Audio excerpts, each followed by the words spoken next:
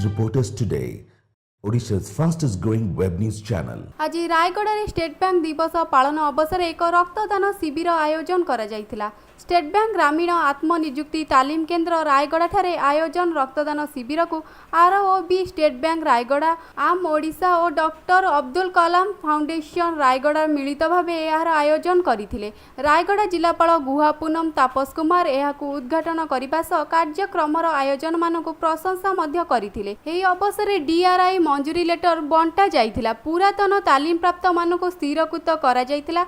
उक्त कार्यक्रम में तालीम केन्द्र निर्देशक आर के राउत, जिला चिकित्सा अधिकारी Chandrika Prasad Das, lead bank manager प्री Srinivas Rao, state bank regional manager Pramod Kumar Pradhan, PDDR DA Sukanta Tripathy, DIPR Basant Kumar Pradhan प्रमुख उपस्थित थिले। एही अवसर प्राय 40 यूनिट रक्त संग्रह करा जायथिला। रायगढ़ मनोज कुमार साहू को रिपोर्ट, रिपोर्टर्स टुडे।